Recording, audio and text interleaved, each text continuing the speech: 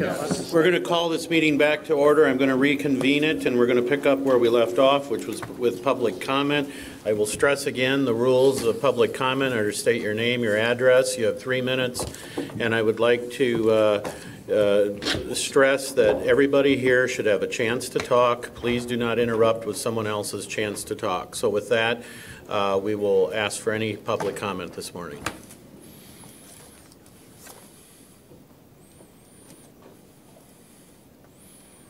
Good morning. Please state your name and address. My name is Hope Gerson. I live at 1947 Fruitwood Drive in Northwest Grand Rapids. And I'm here to speak for the people who left and for whom you guys refused, so many of you refused to listen and left without calling it into the meeting. You just left and refused because maybe they were a little bit impolite, or maybe they weren't following the rules for about a minute or two, and then you left and didn't listen.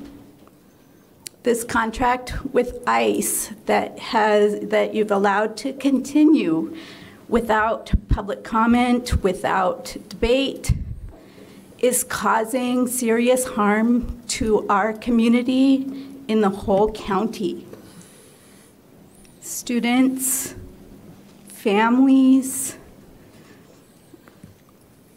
people that we all care about are being adversely affected. They're living in fear. They're being separated from their families because we're having a contract with ICE that we don't need to have. I listened to at the beginning of the meeting, the county is in good financial health. We don't need to have the money that's coming in from ICE.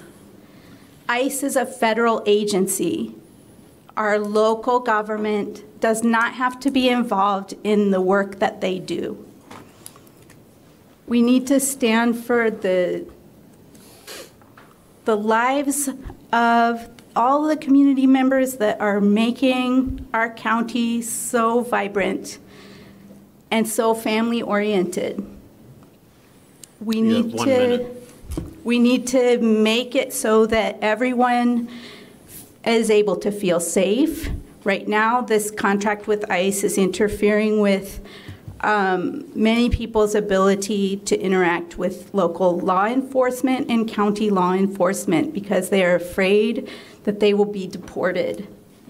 And they're afraid that they will be stopped and racially profiled because ICE is so involved in the daily lives of people in this county. And I ask you to please reconsider this contract with ICE, bring it up to a full debate of all the county commissioners, go back and listen to the record of all the people that spoke that are being affected by this contract, and bring it up to more public opinion. There were about 200 people in this room that were affected that you didn't listen to. Thank you. Thank you. Anyone else for public comment this morning? Oh, here we come. Please state your name and address. Sure. My name is Dr. Nora Salas. And actually, Commissioner Southfield, I'm a resident of your district. I live at 24 Robin Hood Drive, Southeast Grand Rapids, Michigan. And I am very offended that you would not stay and listen to the comments of the people here. I think it's undemocratic. I think that you violated norms of how democracy should function. I think that you engaged in bigotry by judging everyone here according to the actions of one person whose form of free speech you might not have agreed with. I'm pretty sure that the people at the Boston Massacre, who many of us will honor in just a few days, interrupted a lot of people in their time. And I can tell you as a historian, they did much more than that, much more than any of these people have ever done. You judged us and what we were going to do based on what one person did because you thought we were all with her. I personally don't disapprove of what she did. I think that what we have now is a crisis. This is a by every means necessary situation. Every means. And I mean, I don't really know what to say aside. If you don't understand that judging me based on a superficial resemblance to the other brown people here is bigotry, and excluding me from participating in democracy because of that, if you don't understand that, I don't know what to do. Except for, I will actually try to come back on July 12th because I had prepared a 5-minute speech, which is clearly what it says on the website that we're allowed. I'm hoping that we'll receive some sort of official communication about whether it's 3 minutes, whether it's 5 minutes, and I'm hoping that decision will be made in a democratic way with the participation of all of the commissioners here, and not by the whims of someone who couldn't sit and listen to people who disagree with them. They're always saying we should have civil conversation. It could have been a bunch of civil conversation. If it was too painful for you to sit here and listen to these people's pain, you should really consider what that means.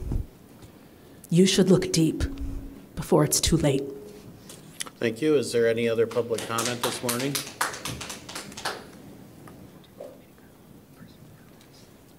Good morning, commissioners. Commissioners. Would you please state your name and address? My name is Kathleen Underwood. I'm a former faculty member at a local university, and I live in East Grand Rapids. And I came this morning to support all of the things that other people said about how dismayed and upset I am that Kent County supports a facility like we do, and that we make money off the backs of people who are being separated from their families.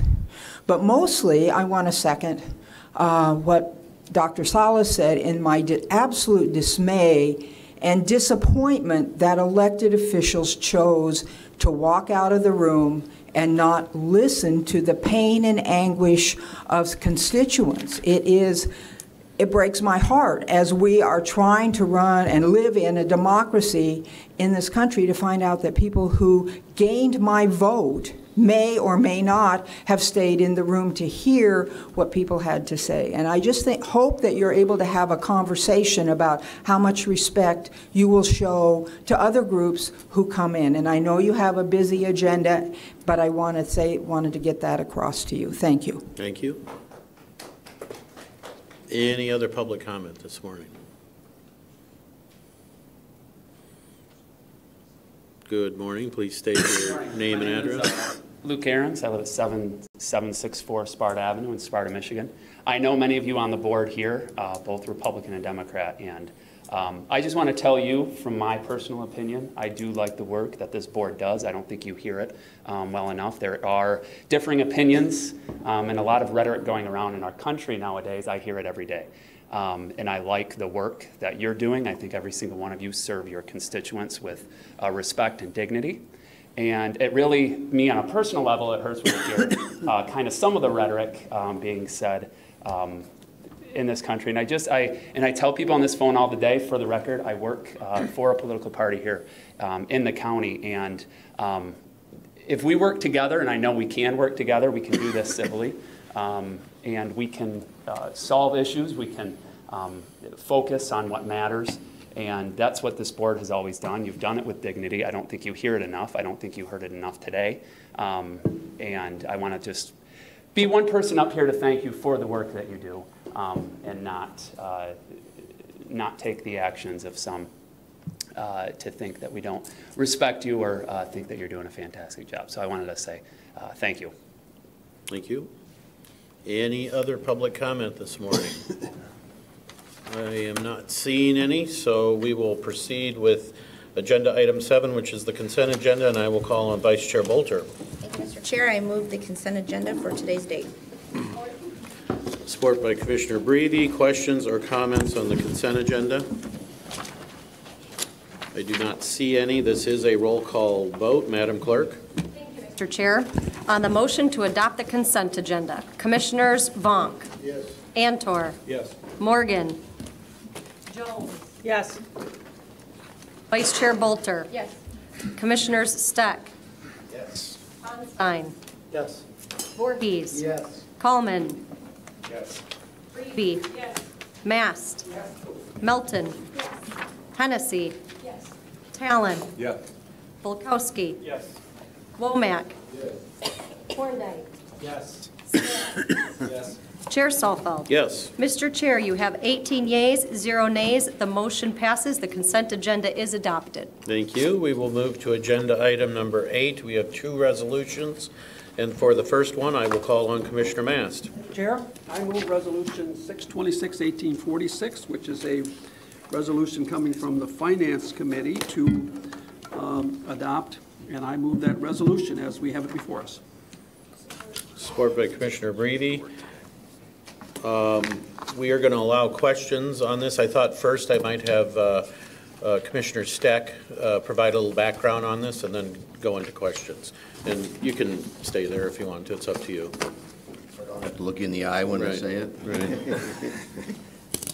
Well, so this is the product of an extensive amount of work by a number of folks in responding to, I hesitate using the word crisis because we overuse that word nowadays, but a very challenging environment that we have in the behavioral health system in this region and in this county, including developments of difficult negotiations with the state, Department of Health and Human Services, in trying to find a structure that will allow us to move forward to preserve and maintain the public component of what goes on in that system, and as well to maintain the consistency of funding of services, to maintain the ability to provide what are in many cases critical services for our behavioral health need community.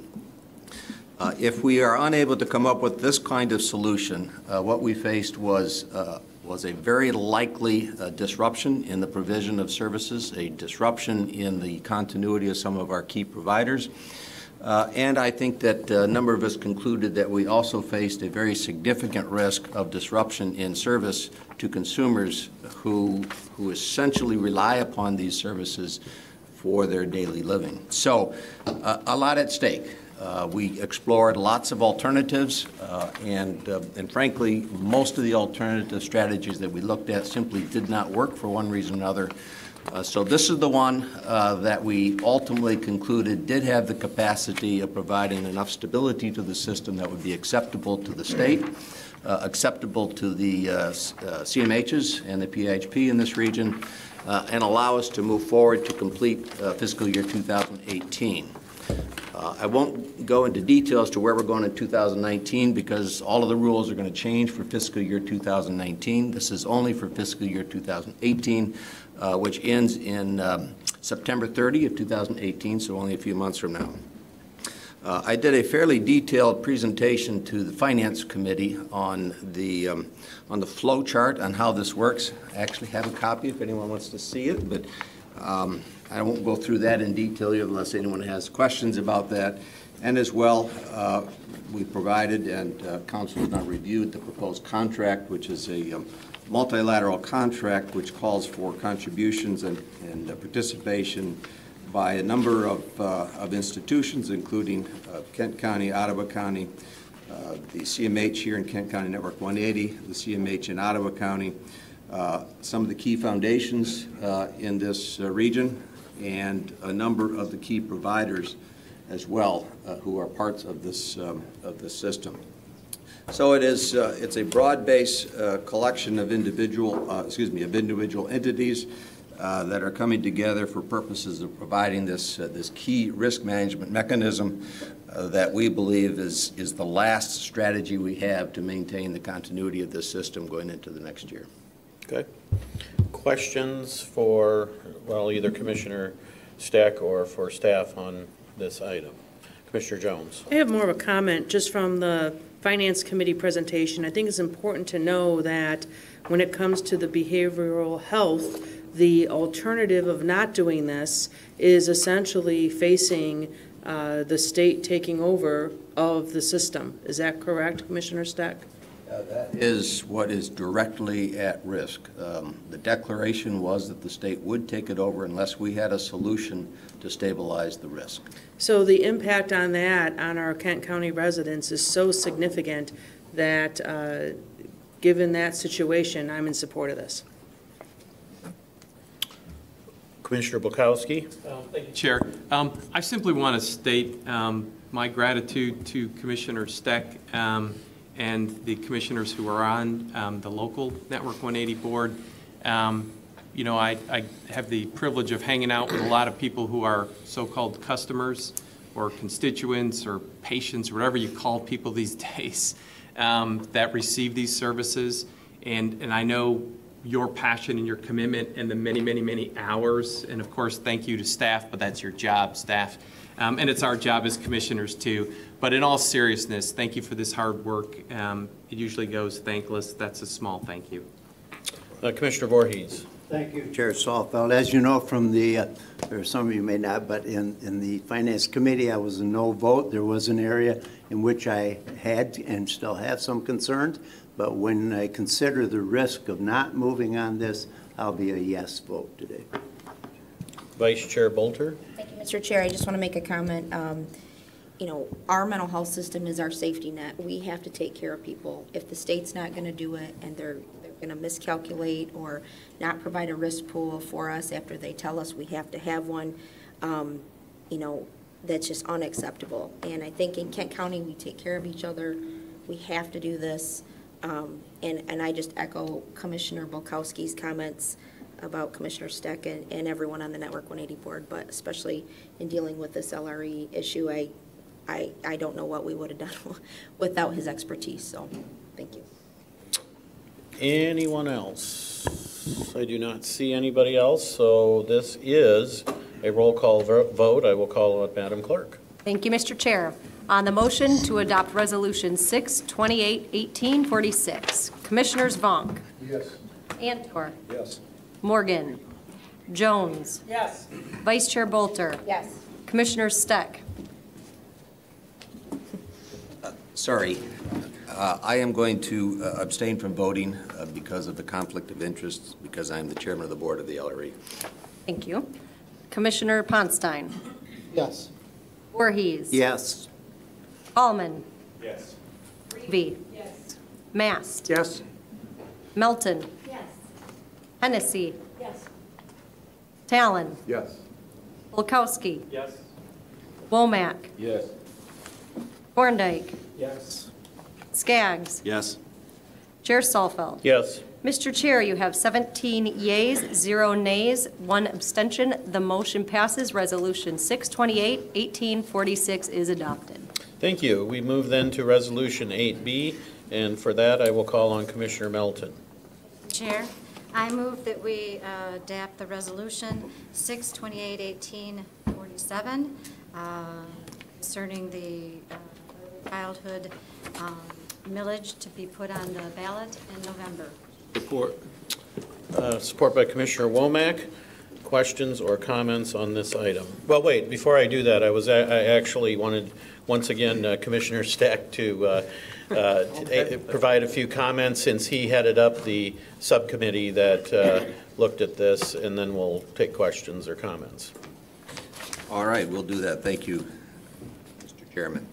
So the subcommittee that was appointed, made up of Commissioners Skaggs, myself, Commissioner Breevy, and Commissioner Mast, convened. I believe we convened at least 6 times, as I recall, for purposes of evaluating this proposal that was submitted by First Steps.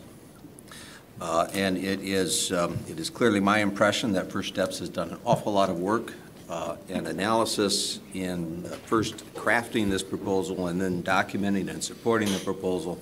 So my thanks first to all the work that they have done. We also relied extensively on staff to further assist us in following up on lots of questions that the committee had, and exploring questions, following up on some of the research, on some of the history that this county has had in that regard, and some experience that they're able to identify around the country. So that was extremely helpful. And then, of course, the subcommittee members themselves. I think that those of us that started this thought that perhaps this at the start would be a 1 or 2 or 3 meeting process, and it turned out to be substantially more than that. But I believe that that committee rolled up its sleeves and engaged in an extensive deep dive on these issues in trying to balance the question, first of all, is this something that we support at all? Secondly, if we do support it, at what level do we support it? And third, if we support it at a level, what kinds of stipulations and conditions are important to us? The end of the day was a report that has been submitted. I believe it's been circulated certainly to the committees in the past, which sets forth the majority conclusion of that committee. It is understood, I think, by everyone here that there has been some question on the issue of what would be the level of funding if this is approved. The committee concluded, notwithstanding the recommendation or request at 0.5 mils over 7 years, the committee concluded ultimately to recommend 0.25 mils over 6 years. There's been a lot of conversation about why 0.25 and not 0.5 or something else. Recognizing that this is committee work, which means I have my thoughts and my other committee members have theirs, I'll at least share what I think to be the distilled conclusion of that committee on why a 0.25. First, it was acknowledged, I think, by the committee that the proposal here is not the final solution. The gaps identified for which these programs would address are indicated to be gaps that would take somewhere between $100 to $200 million a year to completely close them up. So whether it is 10 million, 11 million, 12 million, or 5 million, or 6 million is not a final solution. So we are pushing our feet into the water to find out whether or not this is an effective solution.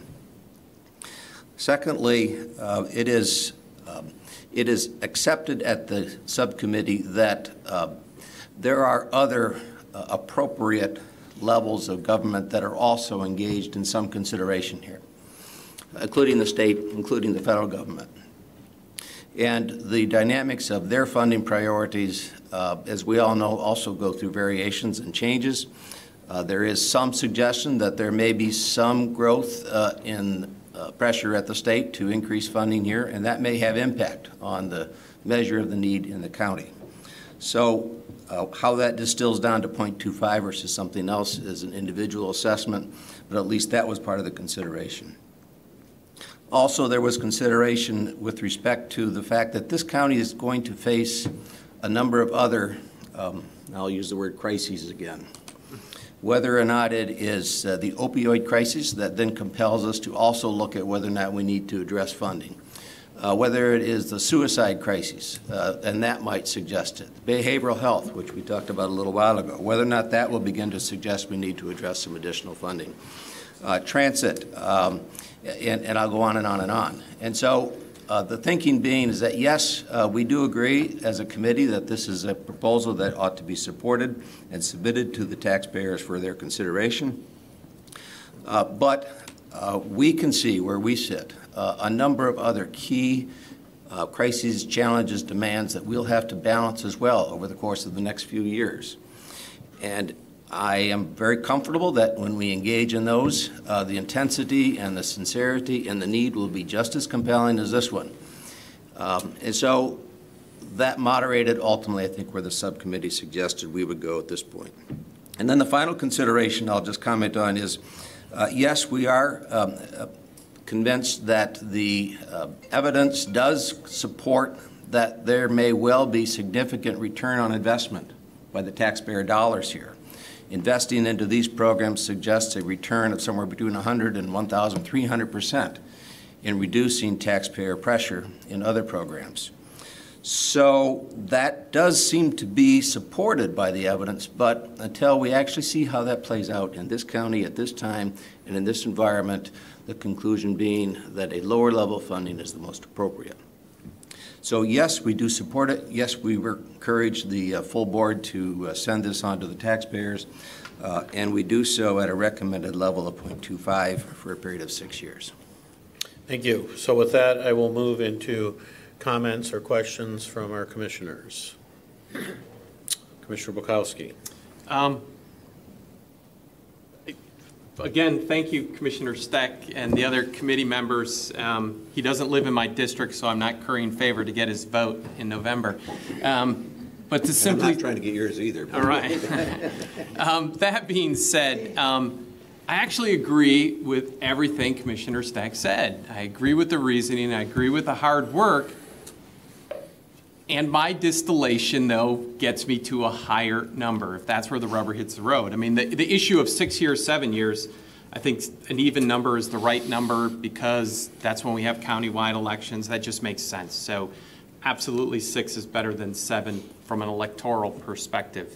However, again, as those who are at finance, I made the motion, ill-fated for a 0.35 as the citizen group that has been working on this for years, emphasis years, that they brought forward what they thought was a modest, though very significant, way to bridge the gap. So I'm going to still hold out hope that we can ask the voters, very hopeful we'll ask the voters for their opinion, yay or nay.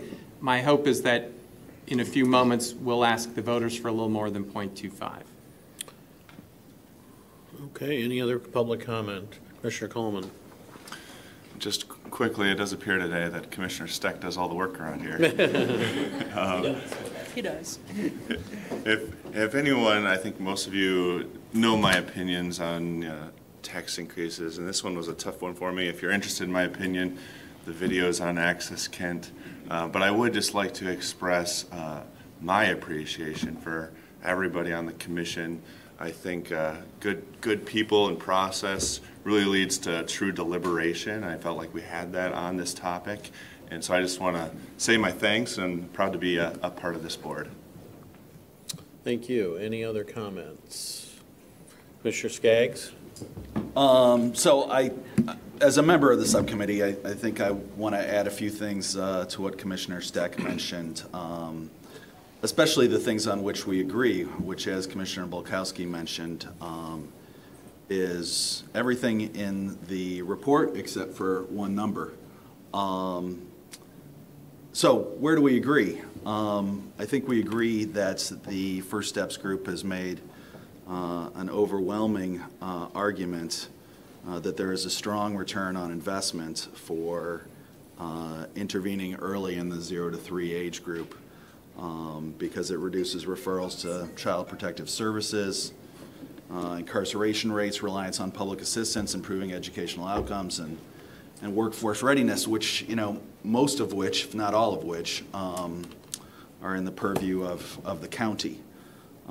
We've seen that from this whole big binder of stuff, from national reports, from the reports from our staff about the success of Bright Beginnings, and from numerous reports from other counties and municipalities that have done similar early childhood development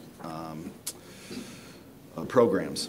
I think we also agreed that that this was a county level issue which we should be taking up, that it's not a function of the ISD, that they're focused on K through 12. I think the quote was, oversight of dedicated millage revenue should take place at the county level, in part because so much of this is about public health.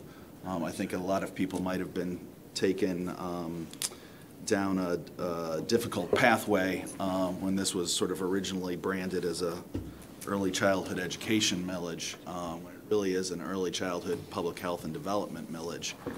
And then lastly, although I'm perhaps not as optimistic as Commissioner Steck on the chances that the state will come through on anything close to the funding gap that we have, I think we both agree that we certainly hope that they will, and that at no rate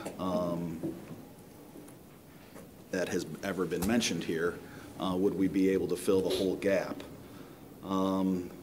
So that being said, I still would like to see us put this at a rate where we are listening to the best science, to the organization that brought this forward, And in their recommendation, 0.35 mils was the proper rate. I know that they have polling that shows that at 0.5 mils, this passes overwhelmingly. And I think that if you've seen, and hopefully you have, I'm sure it was in the packet. I didn't read the packet because I'd already read it several times over. But I believe that the memo of June 7th was in the packet that discussed that cutting the mill proposal in half will have a direct impact on our community's ability to fund services and programs that research shows would have the greatest impact to improve outcomes for children and families. So that we are going to be leaving an estimated $2 million by not taking it to 0.35, where we would really be able to see this organization and the organizations that whoever ends up being the fiduciary and the organizations to which it gives its grants to have a real ability to move the needle here. My greatest fear is that if we set this too low, that we have essentially set up this group for failure. And I don't want to see that happen. I don't think I hope that most of us don't want to see that happen. Because I think this is a county level ask, a county level duty. It's something that we've already done before, putting general fund money into it. We have set up the 0.35 amendment at both the subcommittee, finance standing committee, and at the legislative standing committee. And those were defeated. We have tried to work to find a level where we can reach a full agreement on. That has not happened. I'm not excited about going down from 0.35, but I would make a motion that we amend the report to increase funding to 0.30. Support. All right, there's a motion and support to amend the resolution before us with a change to from 0.25 to 0.3. Is that correct? Are you talking to me or the clerk? Yes, I am. Correct. You made the motion. Okay, so we then will move into comments on the amendment. Is it 0.3 or 0.35? I heard 0.30. Okay. So there were other people in line to talk to the main. We now switch over to the amendment only. I will open questions. Commissioner Melton. Thank you, Chair. Mine kind of echoes the idea of increasing.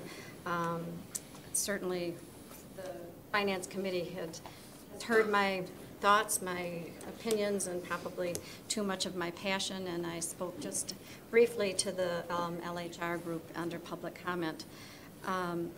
Just a reminder, and something that I hold very near to me as I have thought through this process, this idea very, very thoroughly. We have a very active, involved, invested group of members in our community who are well-educated and extremely connected in our community, who have chosen to set aside their partisan opinions to try and find a way to reach the least of our members in our community, i.e. our 0 to 3 to 4-year-olds. They've done that because they see into the future. They see the savings to our community. They see that it has been proven that these students do not go to the hospital as often, that they do not need special education services, that they do not end up in jail as much, that they graduate and go on to do other things. They have that vision of going forward as opposed to today. And I commend them and I thank them for doing that.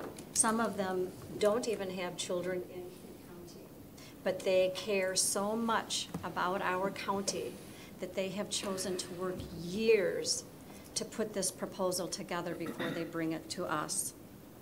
Governor Schneider commissioned a group also.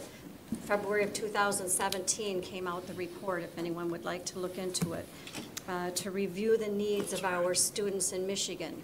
Why? Because We score 41st out of the 50 states in our third grade reading. Now, we hear a lot about third grade reading. I am not an educator myself, so I cannot exactly tell you why that is so important, but I certainly know that when my own kids went from second to third grade, it was a very large jump in their education, in the homework they brought home, and in the learning that they did. And it has been proven that by third grade, if your reading level is lower than that, as they have followed people, their success later into elementary school and high school continues to fall and fall and fall and fall. I've also heard that millages are for a couple of reasons. One, perhaps a crisis, and we can all decide what a crisis is ourselves. I have decided that when I read that my state of Michigan scores last in fourth grade reading among our black students, I find that to be a crisis. And I think that our 44,500 students that this commissioned group has put together all of this information, well researched, well backed up by data, and they say that they can reach 44,500 of our Kent County students, so that in 10 years, 20 years, if I'm still here, my future will be better. Why? Because I won't be paying so much money for special education. I won't be paying so much money out of my pocket for keeping somebody in jail. I won't be paying for all the other services that right now we are required to pay for in our school districts. And one other thing that was mentioned at the LHR meeting, that our schools, that our government has decided that it costs $12,000 to educate our students. I believe it was, I don't remember who said that. And that's probably a very good, fair number. There is not one school district in all of Kent County that sees over $8,300 per student. And only one school district sees that. And all the rest are somewhere between $6,900 and $7,300 that we use to educate our students. It's the east side of the state that sees the numbers up into the $11,000 and $12,000. So already we are decreased in our amount that we are using to educate our students. So please just think 100 to 1,300%. This is the governor's report, by the way, not mine, not anyone else's. This is the report that Governor Schneider commissioned to be done. In our return over X number of years, and we are last among black readers in fourth grade in the entire United States. Again, if that's not a crisis, I don't know what is. Commissioner Tallon. Thank you, Chair. First of all, I think many of you know I'm kind of a big picture person, and I appreciated the comments from Commissioner Steck and concur with concerns about kind of those broader issues that we face now and in the future. Secondly, I won't go back through the litany that I presented in LHR, but this is an issue that is so near and dear to my heart as a result of 40 years in education and early childhood work, and I see it as such a huge priority. Third thing is, it's frustrating and discouraging to me to recognize, and I realize that times change, but to see that we have put before the voters proposals for zoo and museum millage and for city millage that are significantly more than what so far we've been willing to put to the voters for early childhood support. That's something that I continue to struggle with. And lastly, I would say that I'm concerned about the point that was raised by the First Steps folks, which is that there's a certain basic infrastructure that needs to be funded for this work. I'm concerned about whether we are tying the hands of the community who is doing this work by not funding it at an adequate level. I realize that anything that we do will be helpful, but when we're talking about later on, are we going to see the results of this, and is that going to indicate whether this is working? I think we need to be careful about whether or not we're adequately funding the work. So those of us who are in support of this proposal in general, I would really urge us to think about that. Is this going to give the community the dollars to see the results that we expect, we've seen nationally? Can we see those locally? Thank you. Commissioner Hennessy. This is a very modest amendment increase, but can you review the financial implications if we were to adopt this? The added 0.5. I believe 0.05. Right, 0.05. Yeah. There's, if I may, Mr. Chair. That was a veterans hold village, on. about $1 million. Did you have that? Is that pertinent to that? Yes. Okay, go ahead.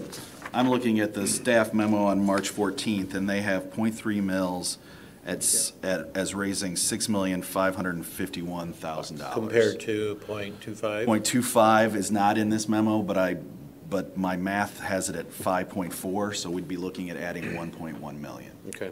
Roughly. Yeah. Which makes sense because the veterans millage is 0.05, and that's exactly what it raises. Okay, Commissioner Hennessy, did you have more that you wanted to add? So what would be the implication for this average homeowner of a $100,000 home? I'm unable to do this Matt? Well, my taxable value is. He doesn't want to come up. I think you may have it there. $50,000 tax. I don't know if you heard the question. The question was, what does the 0.05 add to a? Yeah, I've got a grid back in my office with a sliding scale. I'll be happy to provide that on. I don't have the calculator right now, but I can go back and I'll do a sliding scale and I'll email it to the commission. Real quick, again, a $100,000 home to make, for $50,000 of taxable value, the increase is $2.50 over a year. $2.50 a year is the increase, 0.05.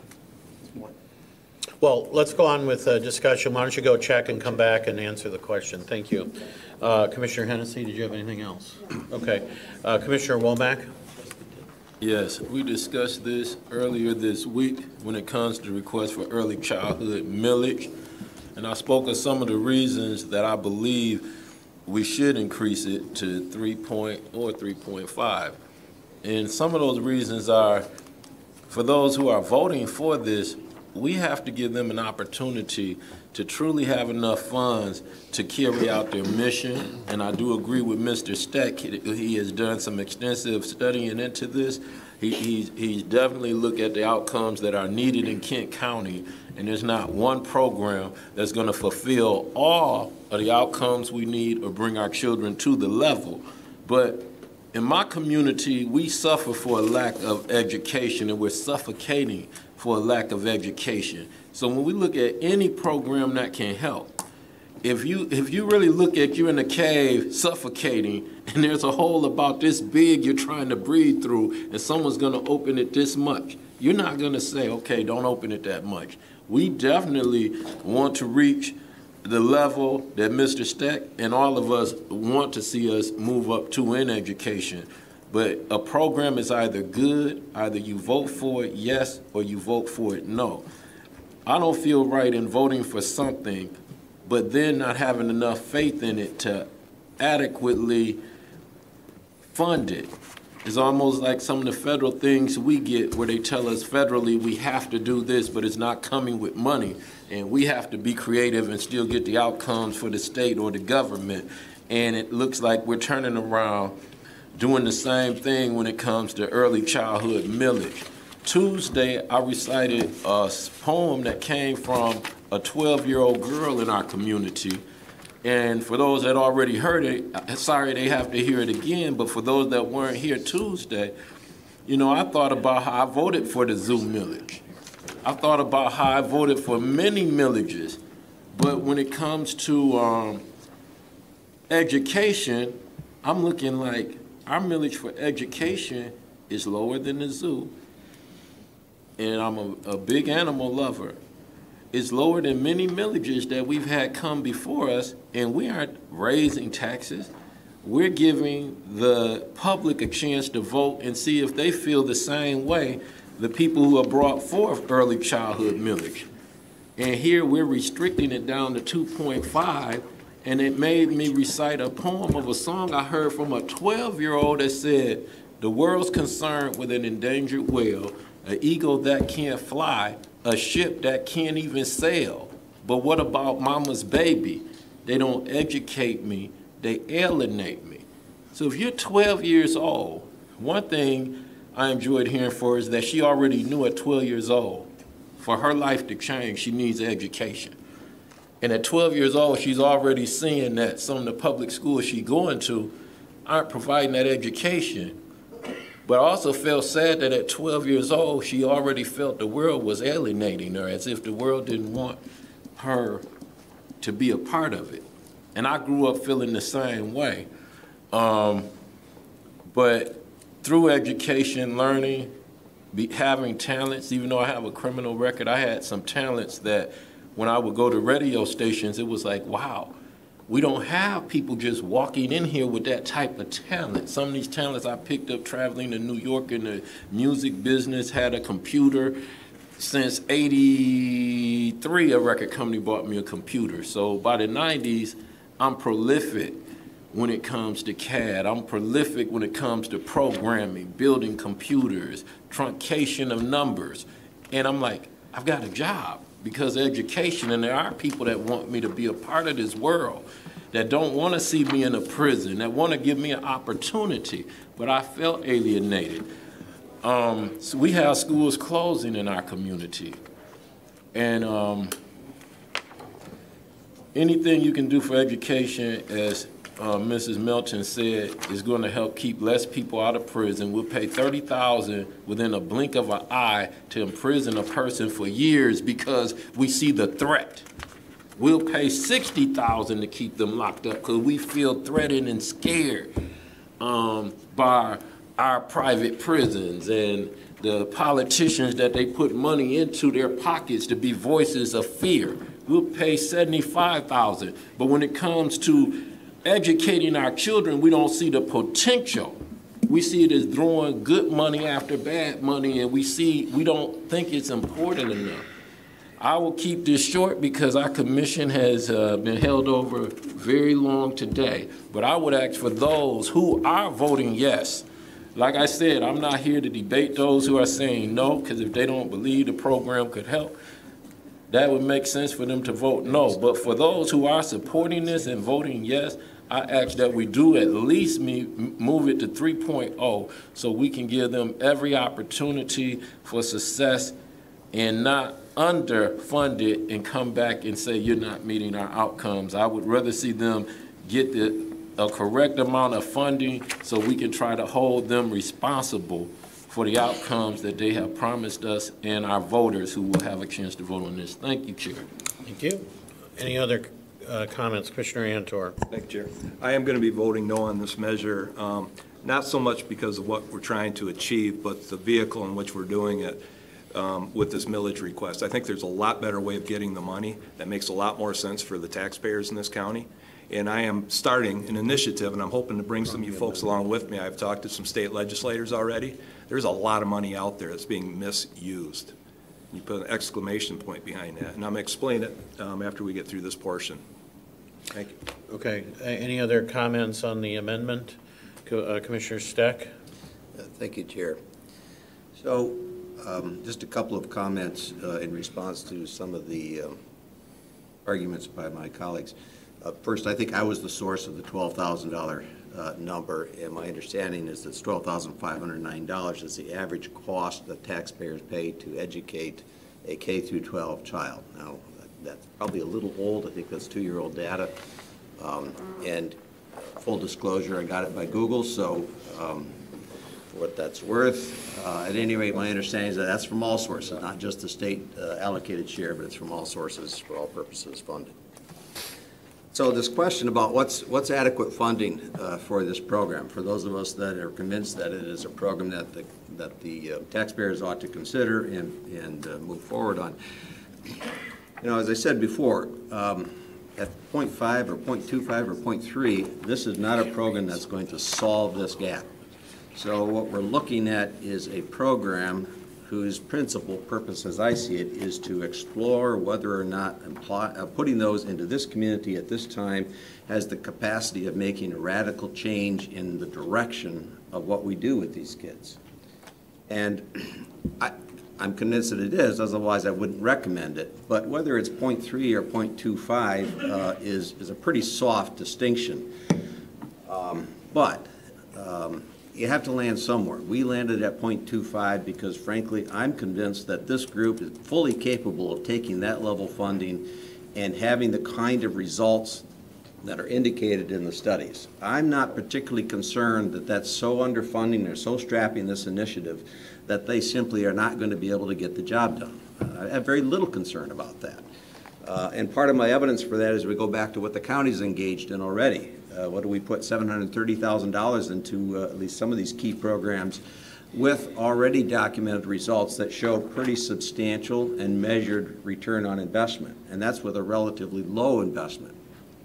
This amount at 0.25 is $5.4 or $5.5 million every year, so over 6 years you're at what, $60 million.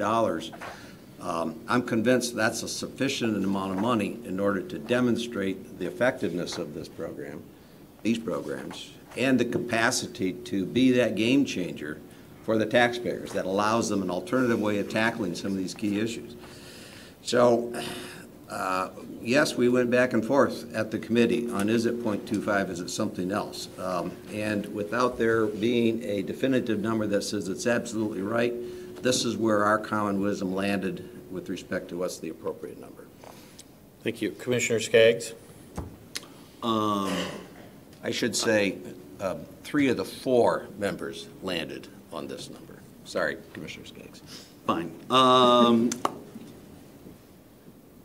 only going to say that without speaking for other commissioners, I believe that there are 6 votes for this amendment. I would only urge my colleagues across the aisle who have already voted yes on this at 0.25 to see if they're willing to give an extra 1.1 million so that we have more children that we can impact. Bright Beginnings is having an impact. It's not having an impact on 44,000 children.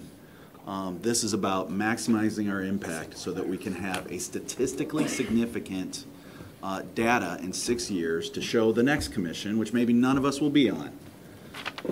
They're going to look at this in 6 years, and they're going to decide if a request comes in to maybe increase it, like what happened to the senior millage, or maybe be done with it. Let's not strap them and make it more difficult for them to do it. Let's move this rate up. So I encourage the 6 to possibly 7 people on the other side of the aisle to come together with us and come to a rate that is based on a principled bipartisan compromise. Matt, did you have some data then? Yeah, I apologize about that as well. The impact to a home at 100,000 at 0.25 would be increase of $12.50 per year, and at 0.3 would be $15 per year. A house at 225,000 at the 0.25 level would be $28.13 a year, and at the 0.3 level would be $33.75 a year. SEVs you're using are taxable values? Those are, that would be an equivalent taxable value. Taxable value. That would be the true cash value, so half of that would be the 50,000 taxable value, and at the 225 would be 112,500. So. Okay. Thank you. Yep. Commissioner Womack. It'll be my final chance to speak upon this, and I just have seen a few millages come through here since I've been a commissioner. and never have I heard so much about reasons on why funding should be limited to a millage. And I've seen millages that I have just totally questioned. I mentioned it Tuesday, there was a millage I supported, but I didn't like that it was sent to the African American community that if you don't vote for this millage, it's the end of the world. If you don't vote for this millage, all these services are gonna be gone. And this is put in commercials, and this is some of my own black leadership in my community saying this to the people, and I'm doing the research, and it's a lie. These services are not going to be cut. We've seen millages where people are able to get money, come into a program, and then they take the administration costs up and line their own pockets. And this isn't something I'm just putting out here. These are actual facts and data that can be looked up on some of these millages. And then when it comes to education, I've just seen, I can't believe I see a group come in here and they ask for 5-point meals. We cut it in half. It's about education. We know teachers are underpaid. I know teachers who have to go buy their own extra papers and markers if they want to have something special for the kids, and they're already underpaid. I visit some politicians and judges, and I walk through doors that are twice the height of me, and I look on their houses, and I drive down the street, and I know none of my teachers live on this street, and they're educating our children. And I've traveled the world when I was in music, and I just couldn't believe how teachers were paid when I went over to China and other places, and how they're revered, and it's like they get the respect that politicians and preachers get. And here, teachers, even the kids don't know better. Our kids are losing enough respect that teachers are getting jumped on, and it comes from our respect for teachers. They learn from us. I totally understand why some people are looking at those numbers and want to crunch it, but it's just like what we're going through today. There is a big divide between what we really know about the full communities that we serve and what those communities need. When I'm in Wyoming or Kentwood, sometimes people ask me, what commissioner are you, what district? It's like, yeah, I'm voted in from the 17th district. I'm a voice for the 17th district, but I represent all the county. And I'm concerned about all the county. And whatever township or city you represent, you have to understand you are today making a decision for an entire county. They're taking on a program to try to help in education across the whole county. I know people are going to vote the way they're going to vote. I'm going to be voting to at least increase it to 3.0 is the least we could do. But I just believe we should be embarrassed that we have millages for machinery. We have millages for animals. We have millages for everything else. And when it comes to our children, we won't even give the voters an opportunity to give this group a fair chance at funding what they're doing. Why are we afraid to let the voters? If we think 3.0 is too much, then if the voters feel that, then they're taking all the risk. If they had put it out there at 5.0, I even question, would the voters be able to take on 5.0? But they've done their research. They believe they can. But for some reason, we feel we're saving the community in education by locking them into 2.5. But when it comes to the money we're spending on incarcerating people, we're not saving the community. When it comes to building the Silver Line Up division that has traffic jams all up and down my area, people late for work, I'm late to commission meetings because the highways are packed. Division Thruway is almost a second highway to people traveling, and we're down to one lane. We don't care about what the millage is. We spend money on what we want to, and we just have not prioritized education in this country yet. And with the way our country is changing, education is more important than ever because we have people in digital media with fake news. We have people educating our children. When they wake up and turn on that phone, they are now in school, but we don't know who the teacher is. We need this program, and we need to fund it adequately. Commissioner Bukowski. I simply want to request a roll call vote. Thank you. Any other comments on the amendment? This is not on the main motion. This is on the amendment. I see done. So let's proceed to a roll call vote. Thank you, Mr. Chair. On the motion to adopt the amendment to Resolution 628, 1847, Commissioners Vonk. No. Antor. No. Morgan. Jones. No. Vice Chair Bolter. No. Commissioner Steck. No? Onstein. No. Voorhees. No. Coleman. No. Reedy. No. Mast. No. Melton. Yes. Hennessy. Talon. Yes. Bulkowski. Yes. Womack. Yes. Korndike. No. Skaggs. Yes. Chair Salfeld. No. Mr. Chair, you have 6 yeas, 12 nays. The motion fails. The amendment is not adopted. Okay, so with that, we go back to the main motion, which is the one to approve the millage at the .25 level. When we left off there, I was up to Commissioner Ponstein.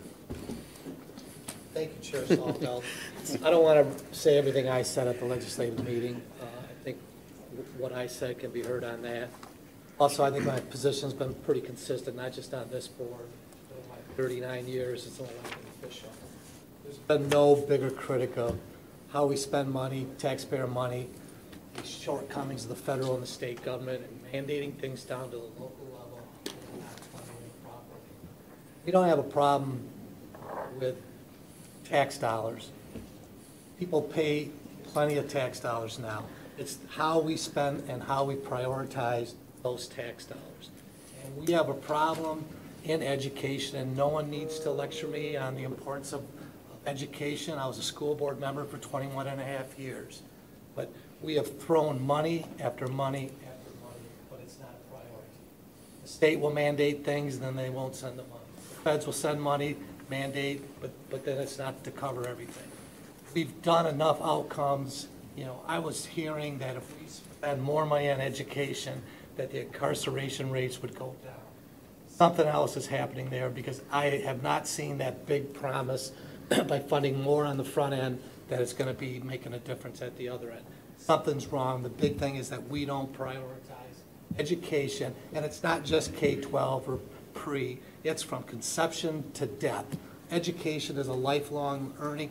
When that baby's in the womb, that's some of the most important years of the development of that individual. So we don't need to keep asking taxpayers for more money, because the people that can't afford are going to be hit. They're being hit with targeted millages, seems like every year. We've got to prioritize not only in this country but in this county what that means, and we've got to redo completely how we do it. By just doing the same old stuff with more money is not working. That's why I oppose this. I appreciate all the work that First Steps has done. I appreciate all the work that Stan and his committee did, but we've got to take a different tack. What we're doing is not working. Throwing money, more money at it is not going to improve the outcomes that we desire. Thank you, Commissioner Antor. Thank you, Chair. First of all, I wanted to thank the committee that worked on this and all the folks in the private sector, including Lou Chamberlain. I had a conversation with Lou, and we disagreed a little bit. We had a very civil conversation. And it's because of the participation of some of those families and members that makes this really tough for me, because I have a lot of respect for your opinion. And if this was all something that we could get a good return on investment on, and we were sure of that, and all those things were in order, we knew this was going to work, I'd be all for it. And maybe I'm not smart enough to make that determination. It's going to take 6-7 years before we figure out the ROI probably, but I think the money's out there, okay? Commissioner Womack, you mentioned a couple words, embarrassed and priorities, and I'm there with you. I'm embarrassed about the glut of money that goes to our state colleges every year, okay? I won't mention them because I don't want to tick off everybody, but the top 3 right now are north of $1 billion. Just 3 state colleges. One of those state colleges graduates only 1/3 of their students, so 2/3 aren't even graduating, and yet we continually give them over $300 million every year. Another college, because of our generosity or ignorance, I don't know which, has accumulated I made a mistake last time. I said $10 billion in endowment money. It's actually $11 billion. Now think about that. $11 billion. That's $1.5 billion more than the state of Michigan operates under with their general fund, okay? It's incredible to me. We operate this entire county for less than $500 million. Less than $500 million to operate this entire county with all the services we provide. They've got $11 billion. Good for them. You know, I think they game the system. I think all these colleges are gaming the system. They've got plenty of people helping them, okay? I have talked to legislators who say, yeah, you're right, but we don't want to touch it. It's a volatile issue. I talked to one legislator, I won't tell you who he was. He thinks we ought to fund them at $1 each next year, $15. And take that money, that $1.75 billion, bring it back for some of these local things. Because right now they've all got endowments that are just they're insane. And I just think the money's out there and there has been no reform whatsoever with higher education funding. You can't tell me, you talk about this palace atmosphere and high ceilings. You walk on these campuses, they're building shrines. Students are leaving with a lifetime of debt because they can't afford, you know, the tuition, and that's what the money was supposed to be used for. Michigan State University is taking money, taxpayer dollars. They're going to be paying off victims of Larry Masser. Whatever his name is, the bum.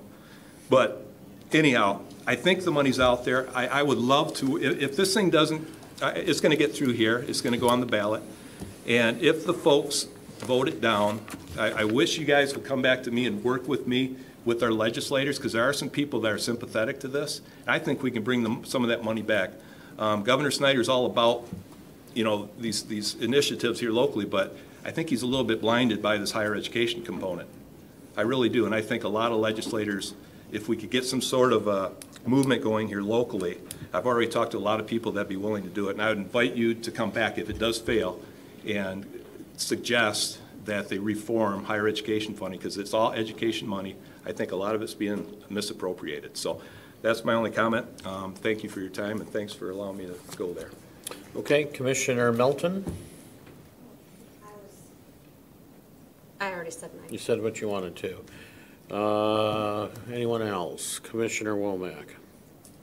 Yes. Mr. Poinstein, you definitely need to be educated on education, because what you don't understand is you look at any program that's being financed for education, unless you think that the group that has brought this and all their work is a bunch of total hogwash, which you have some of your own commissioners who have attested that they believe that this can help in some way, and they do appreciate the work that has been put into this research, then you just don't understand education. I don't care if the feds say, okay, forget these kids in Kent County, we're not sending any money. I don't care if the state of Michigan and the governor say, hey, we're going to shortchange those kids. We were elected by the people of Kent County not to shortchange those kids. And one reason I support this, like I said, I watched a lot of millages. I watch a lot of things come over our table. Some of them we just rubber stamp. How many times do I see something come over here where we can help in education? But I still understand your reasons, because if I looked at our education system and how it's running, I can understand somebody. So I don't look down upon anybody else's opinion who votes no, because you look at the education system, it might make you give up. But no one should come after me for not giving up. I'm not giving up on our kids. I'm not giving up on programs. I'm not giving up on nonprofits who are trying to help our kids. We have nonprofits that are in my community taking advantage of African-American children. They get money from the state, they take all our data, and they say, hey, we're gonna help this black community. And we walk in a nonprofit, and there's not one black person hired in a position, as if there's nobody African-American that has the education to be an executive director. Or whenever we have an executive director, it has to be a co-executive director that is white. This is what our children see in our community, that we not only are not getting educated correctly, people are telling us we don't even have the capacity to be educated, and there are people out there that believe it. So if someone even knocks on the door and says, I'm concerned about your education, if they even mention education, even when we're talking about it today, even if you're against education, every time it comes out your mouth, it helps. Education, if we don't know how to build an iPhone ourselves, if our students can't come in here today and write a diagram on how to build an iPhone, we are being left behind. If every war that protected our freedom, and I give my hat out to all our veterans who have been out there and risked their life for our freedom, but one of the reasons some of them return home is because the education that was able to build the tools that kept them safe. The education that now has stealth airplanes so we don't have to put so many people in front. These children are the ones who have to, these children are the ones who have to prepare us for the future. So if we're talking about going from 2.5 to 3 point, that's a dead issue. We don't have to go back over what I said, my reasons why I wanted to see 3.0. It's 2.5. It's time for us to vote on it.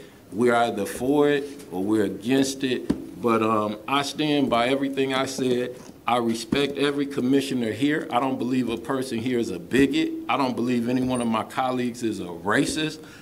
But I do believe there's a lot I'm going to learn about 22 townships out here. I'm already learning a lot. When I first got on the Farmers Agriculture Board, I thought it was punishment.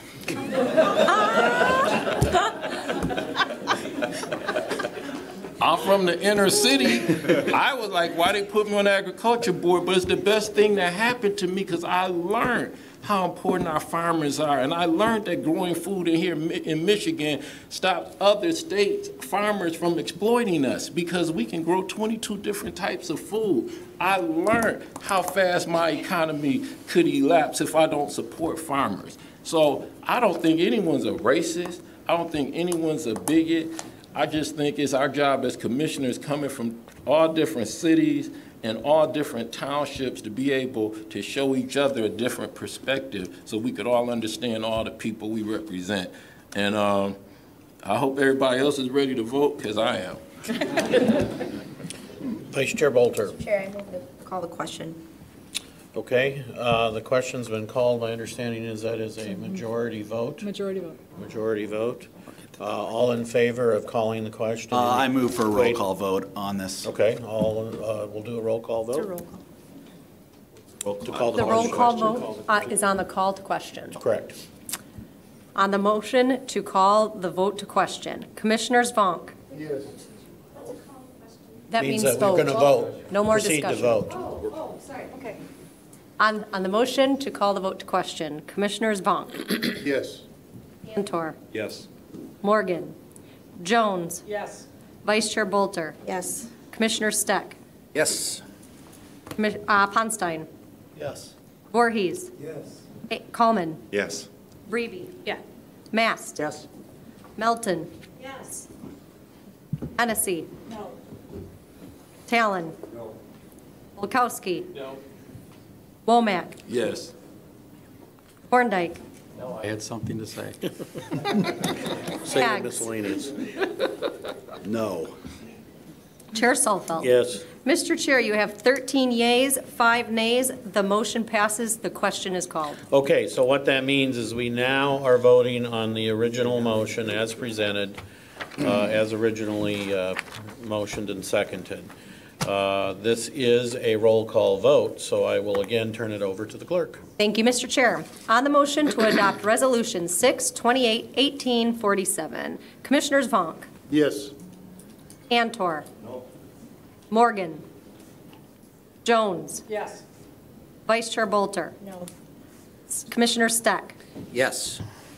Ponstein. No. Voorhees. No. Coleman. No. Breeby. Yes. Mast. Yes. Melton. Yes. Hennessy. Yes. Talon. Yes. Bulkowski. Yes. Womack. Yes. Horndike. Yes. Skaggs. Yes. Chair Salfeld. Yes. Mr. Chair, you have 13 yeas, 5 nays. The motion passes. The resolution is adopted. Very well. We will then move to public comment. This is a 1-minute public comment period.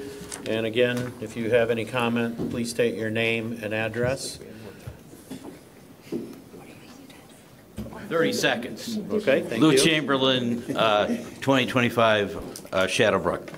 I just want to thank the commission. There's been a lot of passion in this chamber over the last week or two, especially today. But this has been a very thorough process, and we are appreciative of everybody's opinions. We are appreciative that you have approved this millage to go to the voters, perhaps not at the amount we originally asked for, but I will guarantee you that we're going to work hard to pass this millage, and we will take that money if the voters should approve it, and we will work very hard to make a difference for our kids in Kent County. Thank you. Thank you. Any other public comment? Now, you realize you have miscellaneous. Yes, and that too. And I hope, and my name is Robert Womack, and yes, I am a county commissioner, but there's some things I have to address just as a citizen, and I hope people who are seeing me for the first time don't think I talk this much at every meeting, but as he said, this has been a day here at the county commission. I just want to go on record as a citizen and say that I appreciate the people coming out today, and I support their freedom of speech. I want to thank our sheriff department and for making decisions that law enforcement has to make and not following any orders that came from here to remove the people, remove anybody, because with today's social media, any contact with police can always be blown out of proportion, even when they're just doing their job. And I hope more law enforcement learn from today. There was a situation that could have went further left than it was going, but I think our sheriff department made the right decision. I also like to go on record and say that Jim Sawfield is not a bigot. He's not a racist. Our commission isn't usually used to dealing with that amount of people, so we have to learn as we go. I do believe our chair made a mistake, but I've made many mistakes along the way that he's helped correct me, and our administrator and other people on the board. We work with each other, and we either shine together or we fall together. So we can't be fighting amongst each other, but we do learn as we go. But I don't think his decision was made out of races. I think if it was 200 white people here and some got their chairs and came to the floor, I think some commissioners might not want to be on, plus video cameras without, they may not want to be in conflict on cameras. But with that said, I do agree with the people, because when I study ICE, I know they were created after 9/11, basically to help with immigration and terrorism. And that would be people who would come in this country and pose a threat as 911. But now that is turning where it is concentrated in our Latino communities, and it's terrorizing those and it's harassing those who are born citizens here. And I agree with the people coming out today, and I thank them for coming out to speak. And I just really wanted to go on record with my thoughts about that, and I didn't think I'd be able to, just as a county commissioner, do that. So I just wanted to do that as a citizen of Kent County. Thank you. Thank you. Any other public comment this morning? Good morning. Good morning. August True, 2957 Reeds Lake Boulevard. I have a lot of thoughts about what transpired today. It was quite interesting. But one thing that really struck me was the fact that all of these people come out and protest, the community comes out and protests something that they don't like. But where are they every month? Every month, you know, for a year, I've been coming to meetings, and this mic goes empty with no public comment. And the community does not participate in government. If we're going to be apathetic to our governance, we're going to get what we deserve. Other people are going to make decisions for us, and that's the way it's going to be. If we are not involved in a community, we aren't going to have any say in the matter. That's all I got to say. Thank you. Good point. I see another person. Good morning. Steve Faber. I live at 719 Livingston in the city of Grand Rapids. Thank you again for moving forward with the early childhood millage. I did want to bring up one topic that I didn't hear as part of this conversation, but was recommended from the millage subcommittee, and so want to get that on the table. To stay committed with general operating funds to early childhood. So one of the recommendations from the subcommittee was really that the dollars that are currently being given to early childhood from the general fund stay in place, and that you don't move that or shift that over the coming years when other things come about, and that you really stay committed, as you have for decades, to this cause. So I would encourage this body to pick up that discussion, to put some safeguards in place, even if it's some of you being a champion to preserve those funds for early childhood that you've already committed, in addition to what may be secured through a special millage. Thank you. Any other public comment? I do not see any. We will move to reports. And I will call on Commissioner Korndike. Thank you, Chair. Finally get to talk. The airport passed its master plan yesterday, our 20-year vision for what we think our airport would be. I would encourage everyone to go on our website and take a look at that. Some of the highlights are a new air traffic control tower, an FIS, expanded parking with maybe another parking structure. So we're expecting a lot of growth and economic activity coming through our airport in the next several years. It's truly one of the biggest economic drivers we have in this community. With that, our past year activity numbers, I'm sure most of you have already seen this, are now at 14.6% up from year over year last year. The national average has seen an increase, but that increase has been more like 4.5%. So we're triple what other airports are doing in our growth. I think that shows what great things are happening here in our community. Thank you. Good. Commissioner Mast. Thank you, Chair. I wanted to follow up. I think all of you got the press release from the decision by Scott Gilman, the Executive Director of Community Mental Health, to not move forward with renewing his contract. We agreed to accept that immediately, and we are moving forward. I just want to assure the commissioners and the community that we are still operational. We've appointed a transition manager, Mr. Bill Riley, who was kind of recommended on the part of Scott as he exited, as well as the senior management. So that's moving forward. We're working closely with the regional entity, and we're providing services. So. Thank you. I have Commissioner Brady. Thank you, Chair. Last week, the lead subcommittee from the Community Health Advisory Committee met, and they went through and ranked all the recommendations from the lead task force, and they're working on matching those and identifying with public and private resources and finding ways to collaborate. And we had a great discussion. We have added a couple more people to the table too, including the Grand Rapids Chamber of Commerce. We have Andy Johnston and then also Terry Land. She wanted to participate as well, and she just brings a great voice to the table too. So lots of people want to be involved. Excellent. Commissioner Ponstein. Thank you, Chair Salfeld. Briefly, there was a press conference this past Monday by the Kent County Land Bank. Just want to notify people that the name of the land bank has been changed. It's now going forward going to be called Innova Lab, and that change just to kind of reflect what we do more than what we are being told that we do. The City of Grand Rapids released their tax foreclosure list. After hearing from a lot of you, it's great to say that the land bank is not accepting any tax foreclosures from the City of Grand Rapids this year. As always, the City of Grand Rapids can choose how they want to dispose of those properties. We are moving forward more in the direction of affordable housing. We are now teamed up with the State Land Bank. Governor Snyder's behind it. There's state monies that have been pledged to try to do a pilot program here, and I think a couple of houses are being placed this week.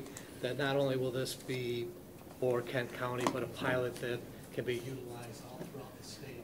So I'm excited for that going forward. As always, the strategic plan that we're operating off of is now online. If you ever want to see the minutes, those are online.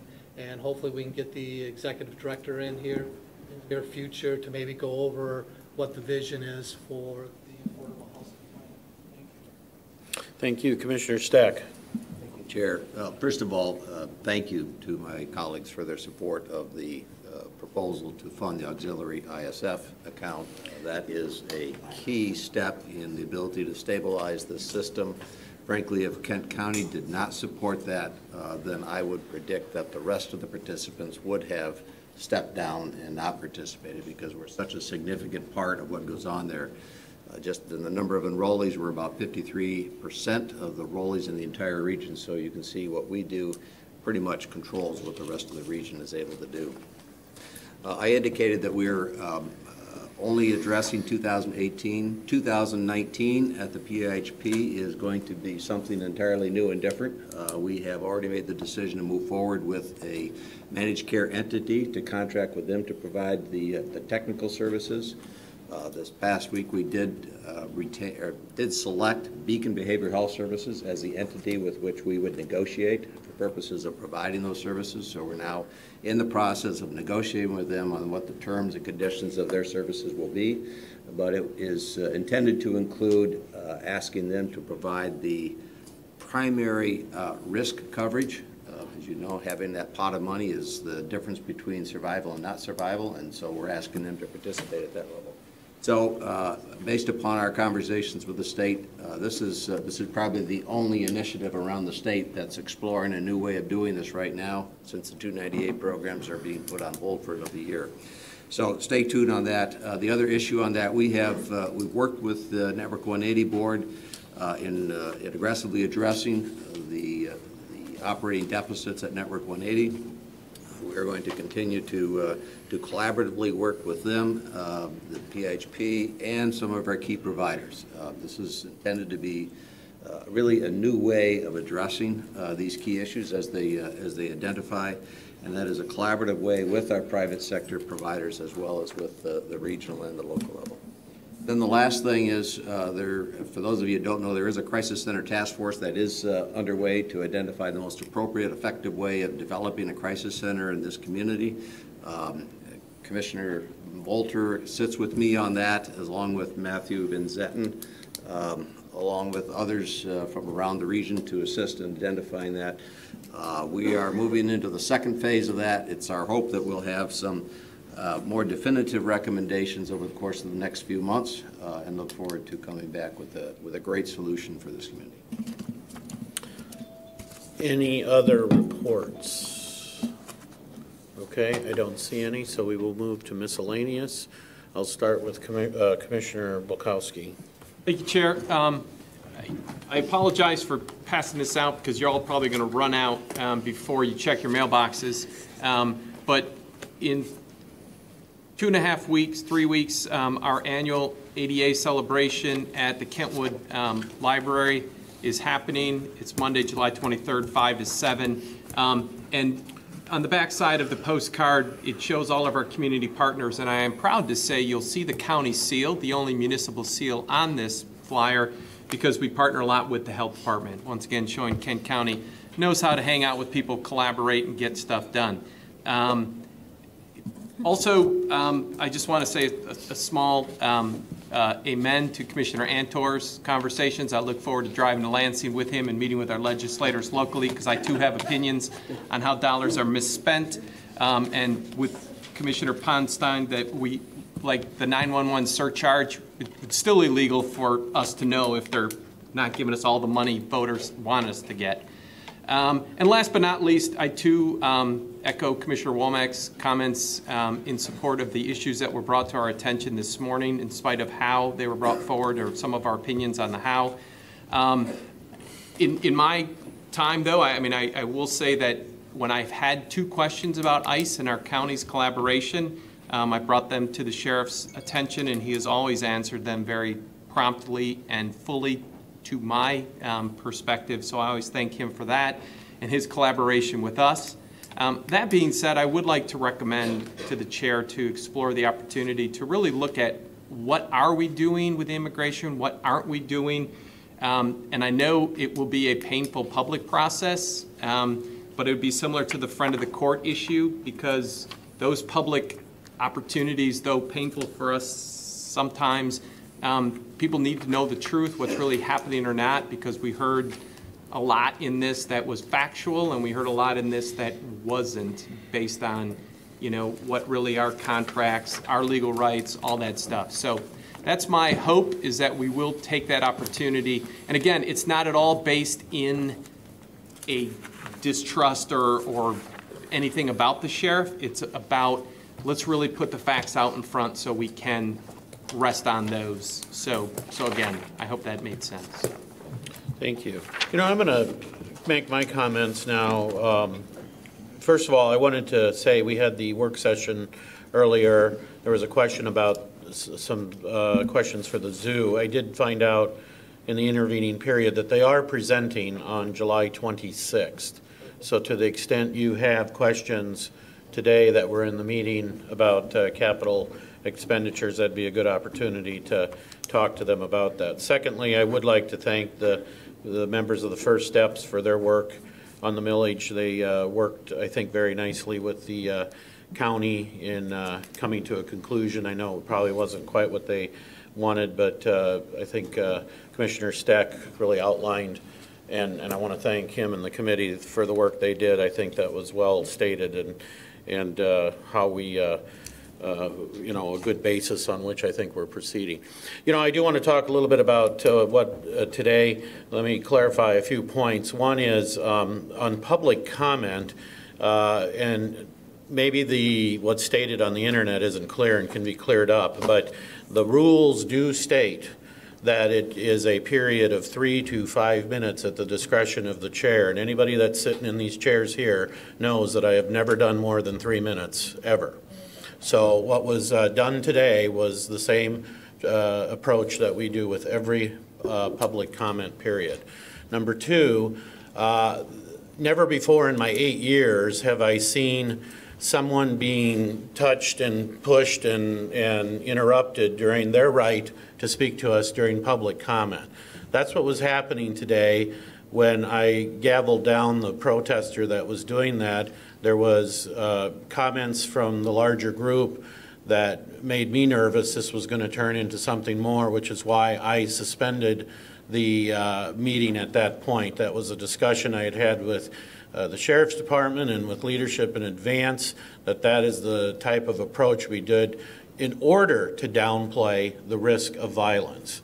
And if I had it all to do over again, I would do it the same way. Hey, somebody wants to call me a bigot over that, fine. I'm run for election. I know those types of words get thrown around, and I'm a big guy, and I can take that. But I just want everybody to be clear on the circumstances, because we had such a large crowd. I'm not sure everybody was able to see what was going on at the podium at the time. So those are my comments. I'll move next to Commissioner Korndike. Thank you, Chair. First of all, thank you very much. I didn't get a chance to speak during the request for the childhood millage, so I'm going to just say a couple quick comments. Thank you very much for Stan and your subcommittee, all the members there, for your fine work. Appreciated the information and what you gave to all the commissioners. And also the First Steps. I know you folks have been working a long time, and you've done a great job, and I wish you well. With that, I would like to encourage us to encourage all these taxing units that are going to take $243,000 away from this millage if it passes and use for their own purposes to please consider opting out.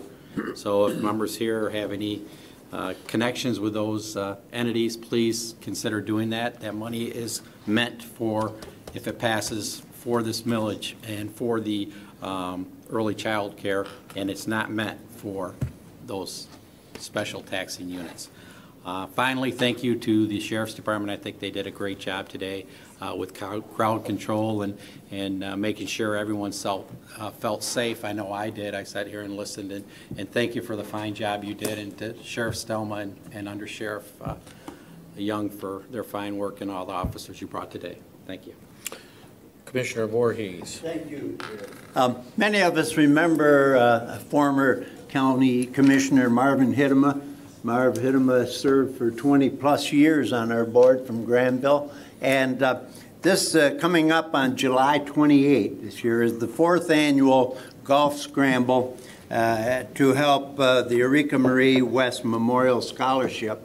It's a way in which we can show our respect to former commissioner who has passed away 3 years.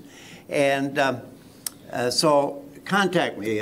Joanne, my precious wife is willing to sponsor a team if we got 4 players from the county who would like to go. Let me know. It's on July 28th, and we'll get you signed up, and we'll have a fun time golfing in honor of Marv Hiddema. Thank you, Mr. Chair. Thank you. Commissioner Talon. Thank you, Chair. I want to express appreciation for the opportunity to hear the comments and testimony from some of the residents of our community. It was incredibly impactful to me, and kind of echoing Commissioner Volkowski's comments, it reminded me of when we had a large group of citizens come in, talk about friend of the court issues that were affecting them. Even though we're not responsible for oversight of the friend of the court, we played a role as a community convener to help facilitate a better situation for people that live in our community. And I see this as an opportunity to do that as well. Even though we don't get to tell the sheriff how to run their operation, there are a lot of related issues to what's going on at the Sheriff's Department, the courts, other places in our community. I really would appreciate, Mr. Chair, your consideration of appointing a committee to take a look at some of those and enable the county commission to help bring the community together, as we did so effectively with the friend of the court. Thank you. Commissioner Hennessy. I appreciated the comments that were made by our residents here. I found it regretful that one person sort of spoiled things by physically coming up to someone who was standing in line and had a right to speak, especially since it was on an agenda item. And I think that one of the things we lost from that was that their names and their addresses and their comments did not become a part of the public record. And I think that was regretful. And it really was due to the behavior of just simply one person who sort of spoiled it for many others. And I was in line to speak on the millage proposal. And I was going to say something good about our processes. and that we have this process of having subcommittees and having recommendations. And I'm supportive of it. Then the process kind of worked against me because Robert's Rules of Order came in, and some of us did not get that chance to speak even one time as to the main motion. So, but that's just part of the game, I guess. That's part of the process as it does work out. It was done by a vote. Commissioner Antor. Thank you. One, I wanted to thank everybody who has stuck through this. You're very patient, and we appreciate it. Two, as far as the public comment this morning, I appreciate the temporary adjournment. I think it absolutely was needed. Maybe I didn't see it right, but I did see the lady approach the gentleman who I think we need to reach out to and apologize to, and maybe we can take his comments. But the minute you gavelled her down, then everybody came forward. So I didn't see all that much respect for the process. I saw everybody from there come up here just because we're following our rules. So that's my only comment. I was ready, willing, and able to sit through all the comments. I was looking forward to hearing what people had to say, and I've never walked out of public comment ever in my life. But when we adjourn, I think it's appropriate that we leave the chambers, and I think it was a good call by you. So thank you. Thank you, Commissioner Womack. Yes. This morning, this is what democracy looks like. And we're living in a country where last week a Caucasian lady called the police on an African-American child who was selling water. She was selling water, and what the Caucasian lady saw was a crime. But now it's in front of the whole world, and the world is like, we don't see a crime. How does this person see a crime with a 9-year-old selling water? There was a pastor speaking this morning, and there was a young lady sitting by him who seemed to be part of the organizers that, to me, seemed to be patting him to remind him of something or let him know some part of what he's saying is being said to someone else. But other people see it as, she's harassing this guy and she's touching him and like she's a threat to this guy. And I don't agree with that if this was to happen again, that this is what we should do, because the outcome is, I know that Jim is not a bigot.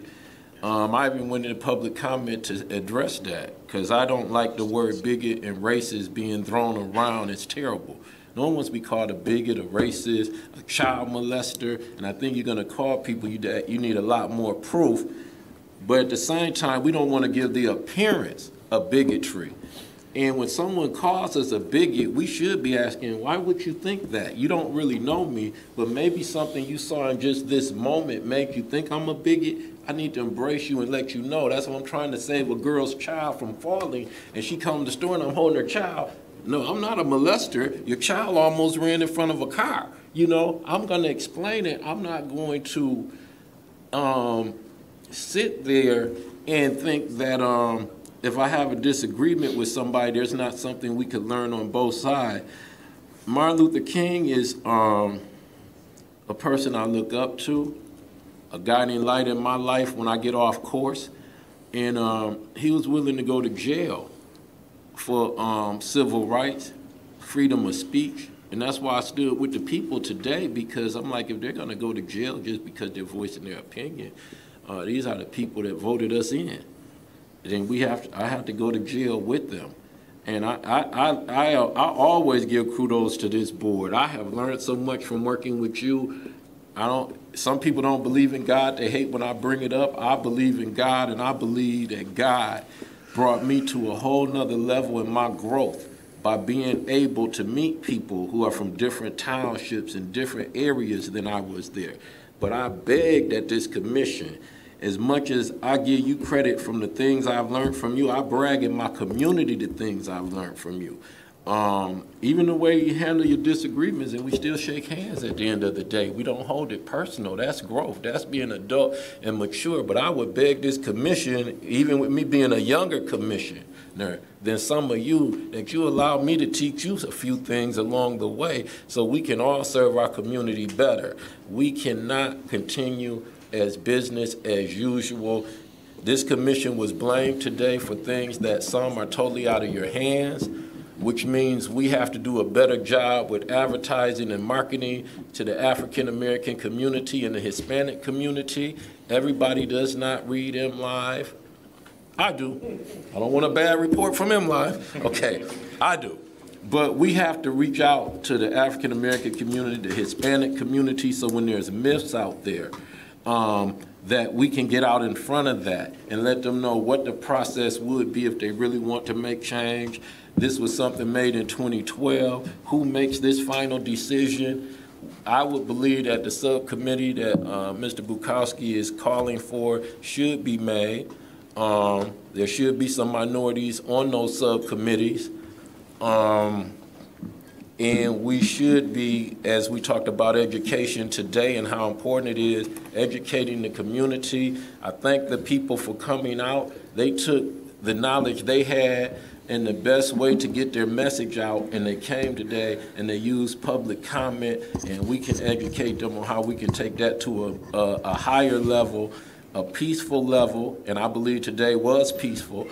And if our sheriff's department cannot give the people what they want, then the people at least deserve an explanation of why we have opted into this situation with ICE. So I think as us being a part of the government, that would be our duty to continue this communication. Thank you, Commissioner Skaggs. Well, that was interesting. I really can't tell you how disappointed I am in this commission today.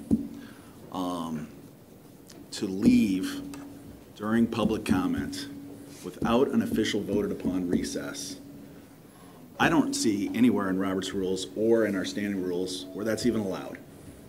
And yet we walked out on people to hear them.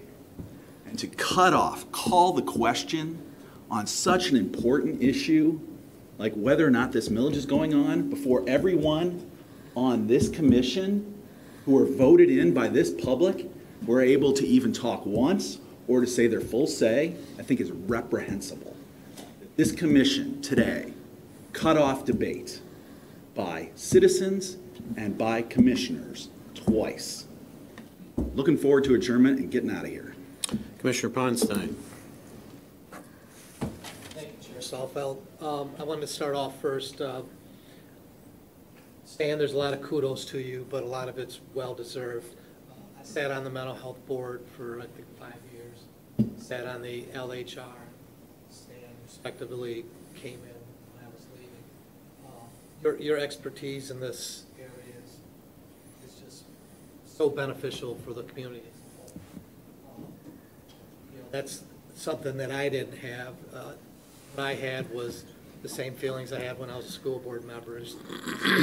Great amount of frustration, and always the same thing is there's not enough money, and then everyone knows that there is a priority of that. When you abstained to that, that brought up the the one thing that irritated me the most of being on the LHR is that we had to sign documents saying that first and foremost you represent the LHR, you don't represent your county commission, and you don't represent your mental health. That in itself is adversarial right off the bat. So Stan, I appreciate all your work doing it, and I can't imagine the amount of hours or the time, but it's appreciative, not only of those that are in the mental health system and need assistance, but for the whole county. I also want to comment on the public comment. In my 39 years of public office, I've never left public comment, but today is the first time ever that I see someone that has the freedom of speech and the constitutional right to be at the public comment, be pushed away by someone else that felt that their issue was more important to them. That's unacceptable to me as an elected official. So when at recess, yes, I did left. I mean, if you want us to respect them, that they've got to respect everyone that has the right to be at that podium. I've seen many of commissioners get up when other people have spoken and have left the room, and I've stayed here. It's not comfortable to hear everything that's being said, but I've always sat here and I've always listened, because I've always believed, if everyone believes like I do, it's going to be a pretty boring place. And I enjoy public comment, but I don't enjoy watching someone that was here for public comment get pushed away. So my apologies to Mr. Kennedy for not having his time to be heard. And I appreciate Chair Salfeld that took a bad situation from getting worse. And then in the end, I also want to thank the law enforcement. I mean, or any government paid official. I mean, we could start with teachers and just the pure lack of respect that teachers have in the classrooms now. It may not be in this area, but across the country, that is going on day in and day out. It's just remarkable to me that anyone would even want to go into the teaching profession anymore. And the same thing is true with law enforcement. All we hear is the bad thing time and time again. But law enforcement, when there's something bad happen, they're the first one there. And they're not pleasant.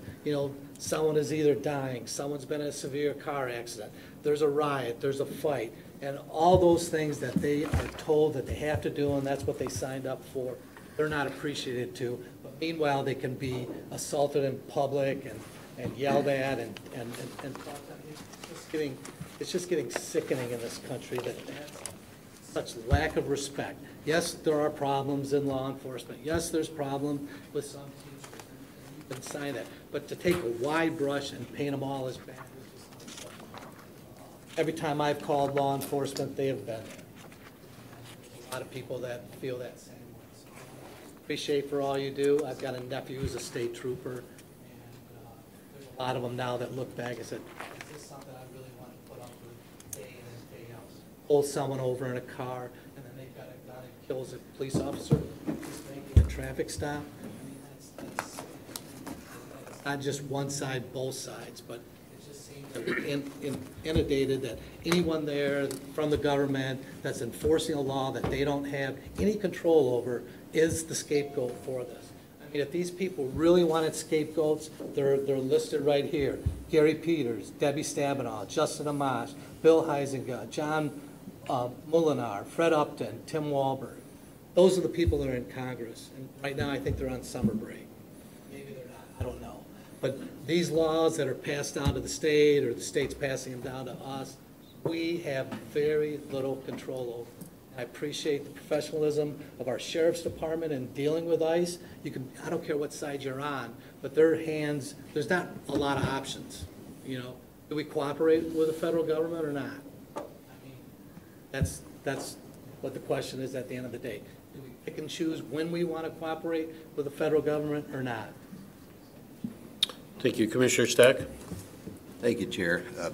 I'm reticent to dive into this issue of what happened this morning, but since we're going to make it to noon today anyway,